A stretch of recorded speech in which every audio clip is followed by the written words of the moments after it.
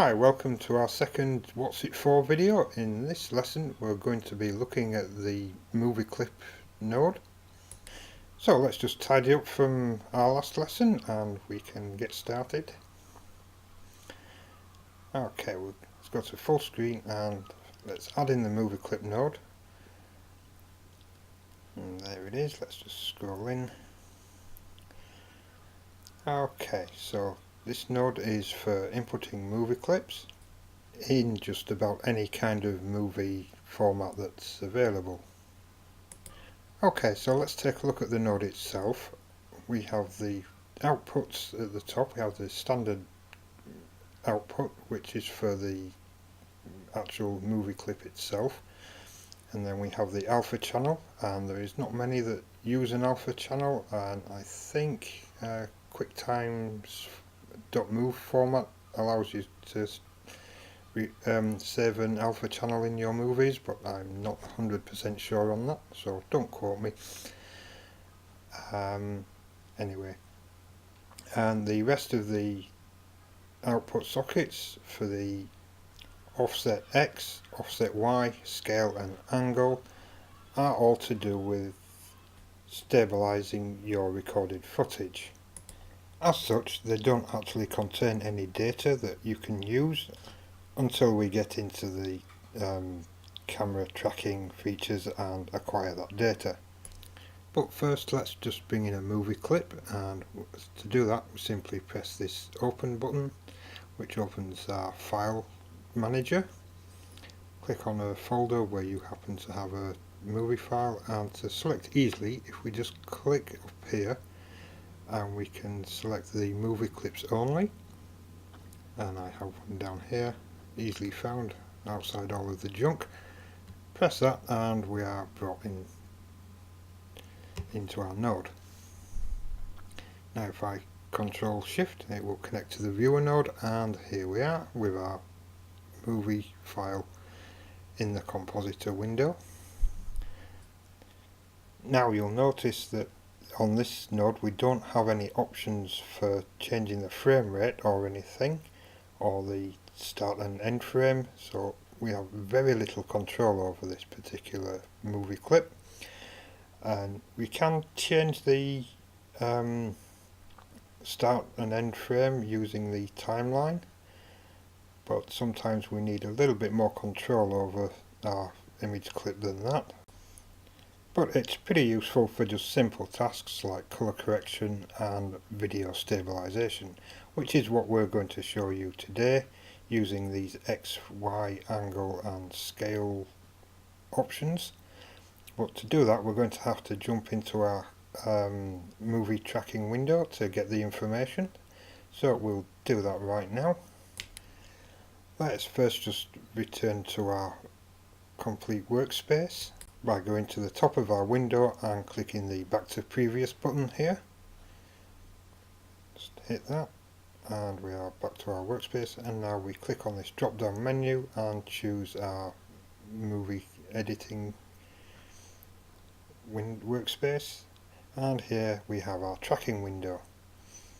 And the first thing we need to do is bring in our movie again, so we just go to the file, open, and click the little film strip icon next to it, which brings up our menu, and we can click our particular clip that's in the menu, and it will bring it straight in without us having to mess about with having to reload everything. Okay, now we're here. The first thing I need to do is to prefetch the clip into our memory cache, and I do that from this button up on the side, so if I just click that, that brings everything in nicely.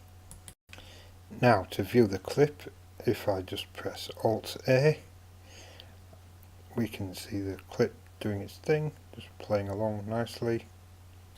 And if we keep an eye on our footage, we can look for a spot that is in the center of the thing but is not being blocked by the movement in the foreground of this chain link fence, and we can use that object as our tracking data point. So let's set up our track settings first. Let's change our motion method to location rotation. like that, and match previous frame, and we'll click the normalize button down there. Okay, lovely. Now we can add our tracking marker, so let's, in the window, let's find a suitable spot, and we want one that's good, gives a bit of contrast, and this rock looks like it's going to do the job. So stick one there with Control and left click, and we'll just move it to the centre of that blob using our viewer window, and then we will track forward. There we go. Nice and easy, and that's done it. That's all we need. Now, to get the information for our camera stabilisation, we need to come over to our settings on the right hand side, come down to 2D stabilisation, tick the checkbox, and as this is the only node in the scene, we can simply come here, press the plus button, and the track is in the 2D stabilisation, and that's all you need to do. If we just click auto scale, that will make necessary adjustments to keep everything in the scene properly. And if you look at the auto scale, you can see it's pretty big, but it fills the screen and stops it from overlapping and giving us black edges. We just scroll through, make sure that we don't have any really big spaces that we are wasting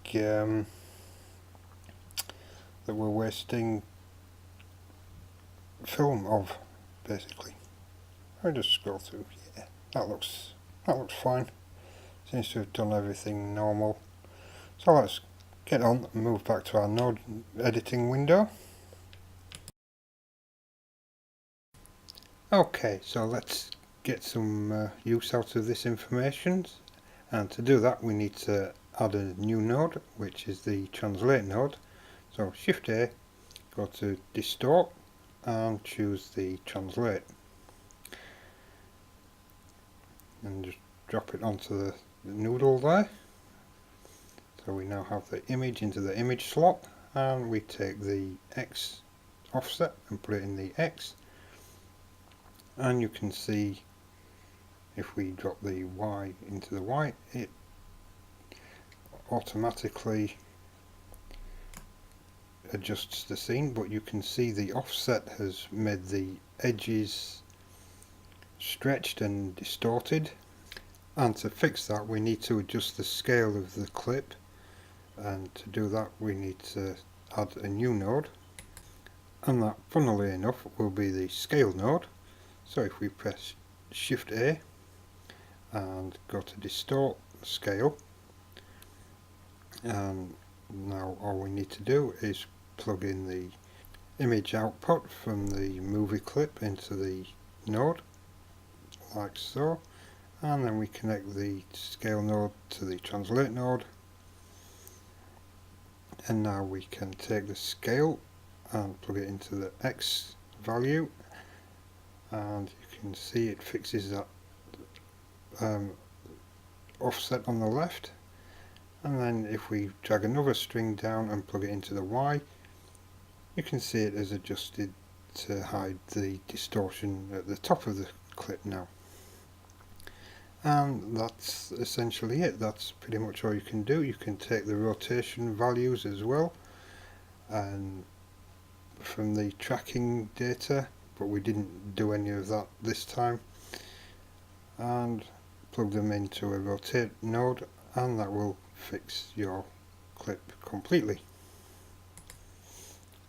But having gone through all that, I can tell you that this is completely redundant, and as we have a separate node that does entirely all those three things, it does the translation, scale and rotation in one single node without having to make any adjustments. So let's just bring that in quickly to show you. Go Shift A and add in a image stabilization node. drop that in, choose the clip, let that load up a second. Come on, there we go. And as you can see, we have our clip in and automatically adjusted. And if I connect up the original nodes again and connect those to the viewer node, you can see that we have an exact identical copy of our video. Just let that catch up a little bit. Come on, connect up. There we go. So as you can see, as we switch through the two different nodes, the output is identical, so we don't actually need to make use of the offset X and Y and angles button, as we have as the 2D stabilizing node deals with it all automatically with just a single node, which makes the actual movie clip node a little bit rubbish, as you can have more control if you open your movie clip in the image editor, not the image editor, the image input node. And so there you go. Not the best node in the world, but it's useful for a few little things, color correction and things where you don't need to have much control over the movie clip itself. And in the next lesson we will be taking a look at the image input node, and we'll see just how powerful that particular node actually is. So until then, let's say goodbye, and we will see you in the next episode. And don't forget to get reminders of each video as they come out. Hit that like and subscribe button. And also, if you wish to support this tutorial series, you can support us on Patreon, and for a couple of dollars you can get exclusive access to live streams and free blend files. So hopefully I will see you in the next video. Until then, goodbye and have fun.